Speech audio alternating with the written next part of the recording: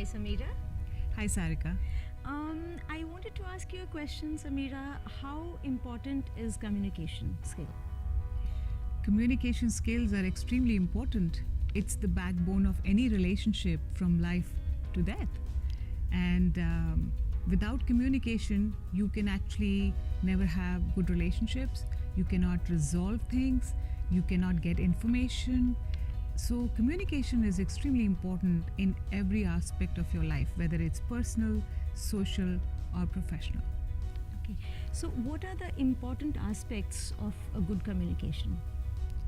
Well, I would say that the three most essential elements of any good communication are visual communication, vocal communication, and verbal communication.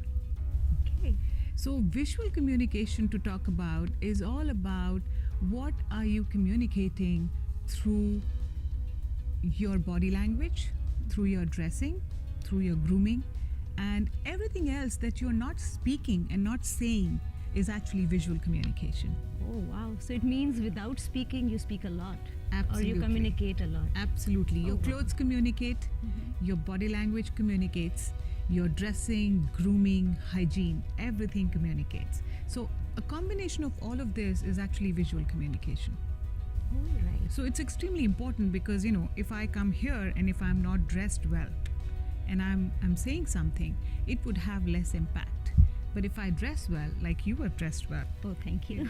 so the impact of dressing well, grooming well, and taking care of your personal hygiene and the body language, smile, eye contact, and everything else is extremely important because that makes your communication very, very impactful. Mhm. Does it really impact people who are working people, like in corporates, or is it important, or does it affect, people from all walks of life? Who are the people who need to have good communication? Yeah, so since we're talking about visual communication, let me, throw light on how the corporates look at people on visual communication. So even when you enter an interview room, what is really expected of you? It is expected that you are dressed well and appropriately, you are groomed well, and you've taken care of your hygiene. You know how you've kept your hair, how you've kept your nails, and how your beard appears, and general hygiene, right? So if you enter the interview room and you are well dressed and you're looking nice, the first impression itself is that you have put yourself together very well. And if you can do that, you can also do your job well. Right. So half of your recruitment probably happens right there, and your looks Absolutely. will help you in getting a good job. You're absolutely right. That's how it works, because I would say it's not half, it's probably more than half. You've actually covered 80% of selling yourself to the interviewer through your visual communication. Wow. So that makes it very important aspect. Yes, it is. Because the first impression decides whether anybody would want to talk to you, would do business with you, or have any kind of dealing with you. So, visual communication is extremely important out of the three elements. And then we come to the vocal communication. So, talking about vocal, it's particularly something that I really feel very connected to, because I believe that modulation in your voice, emphasizing when it's the right time, pausing, stopping at the right place will make your communication very, very powerful.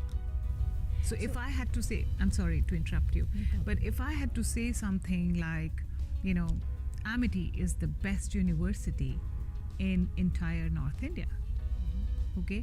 And I combine my visual communication, my modulation, and I say, Amity University, it's the best university in entire North India. Do you see how it creates the impact, emphasizing, taking the pitch high, bringing it down when you want to create the impact and all of that? So I think vocal communication is as important as the visual communication. All right. So, in an interview, so I have a question which I think I've had in my mind for a very long time. When you go and meet the interviewer, how should be your pitch? too low pitch, you will be considered as low on energy, and if you're too slightly too loud, Yeah. it can be taken negative again. Yes. So what should be a pitch when along with the pausing and emphasizing on the words that you're talking? What should be the pitch specifically in an interview? Well, Sarika, that's a great question. Thank That's you. a very, very good question. And let me answer that in parts. So, as an interviewee, you are expected to show and demonstrate confidence. But at the same time, if your pitch is high, you appear to be nervous and underconfident. But if your pitch is too low, then you could appear again underconfident. But your pitch has to be moderate. Okay, for example, I would say, my name is Samira Gupta, and I'm happy to be here, sir. Good morning, whatever. So I would not say, good morning, sir. I would not sound nervous. I would Yes. not use a low pitch. I would maintain a moderate pitch, but I would sound confident. Not really arrogant, but very, very confident. So That has answered my an Thank you. important question which I had in my mind for a very long time. When I go and meet people, or when I call people to my office for an interview, I judge people on the pitch they talk. So I understand now. So do I make sense when I say it should be moderate, because you come from the background of hiring people? Yes. Yeah. So I think it's absolutely important that we maintain a moderate, confident pitch and not go high or low, and not try to modulate a lot in an interview, because you are being judged for a lot that you're doing there and saying there. So just be yourself. Don't try to, overdo anything, rather than, just staying calm, confident, and poised. Thank you. Okay. Thank you. So that's on the vocal pitch, but let's talk about verbal. Now, when you say verbal is really the words that you choose, the vocabulary. Okay, whenever you want to say something, what are the words you are choosing? Are you using words which are fillers? A lot of fillers in your conversation. Are you saying actually, honestly, basically? These are all fillers. So you take time, understand what you want to say, and just focus on delivering exactly the message in not so much English, but keep it succinct, keep it brief, but make sure that the message is conveyed very, very clearly. So verbal communication is all about that, choosing the right words and saying the right thing. So a lot of people, suppose a youngster is going for an interview, he's not very confident about the English that he speaks, or he feels, or she may feel that his vocabulary is not too good. Yeah. So is it good to speak simple English in formal communications, or it has to be a dressed up verbal communication? Great question again. Very, very important to keep the English simple, easy to understand, and the trick is to follow KISS, KISS. Keep it short and simple. Okay, instead of kill, which is keeping it long and lengthy, and using heavy words and trying to say a lot. I think that's a non-starter, and that's not going to really help you. What is going to help you is keeping the entire message short, answering to the point, direct, and keeping the English very simple and easy to understand. A lot of times people feel that if they use heavy words, it's going to be impressive. Yes, exactly. And heavy words actually impress others, but clearly, if people cannot understand the message, how will they be impressed? So the message needs to be understood pretty well, and for that we need to keep our English language very simple and easy to understand. Okay. So what would you like to suggest a few points on communication for the youngsters who are going to be watching your video? What is your mantra of 3 V's that we just discussed: visual, verbal, and vocal communication, in just few lines if you would want to share? Okay.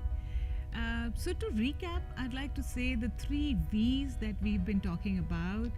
the visual component, the vocal component, and verbal component, a combination of all the three actually creates a sweet spot. And anybody who practices and follows all the three V's of communication will actually be able to create a great first impression and will be able to succeed in life. So, dress well, dress sharp, always dress for the occasion. In fact, dress better than the occasion. So, whatever occasion you're going to, make sure that you are dressing appropriately for the occasion and you're dressing sharp and you're groomed well. You are taking care of your hygiene. A lot of things on hygiene, which we will cover in another module, but make sure that you appear sharp and well put together on visual aspect, and make sure that you're modulating your voice very well and you're not talking in a monotone. You modulate, you create that drama in your voice, and you deliver the message so much more effectively. And of course, use the words, use the English, which is simple, easy to understand, but at the same time, choose the words which convey the meaning. Maybe you, instead of using one long sentence to convey a message, use just one word or a phrase to convey the message, because that way you are speaking less, but you're conveying the same message. Okay, so I think that's how I'd like to wrap it up and summarize it, that all the three V's are extremely important, and if you follow the three V's in your communication, you are definitely going to be a success. Thank you so much. Thank you so very much, Samira. Thank you, Sarika. It was lovely chatting with you. Same here.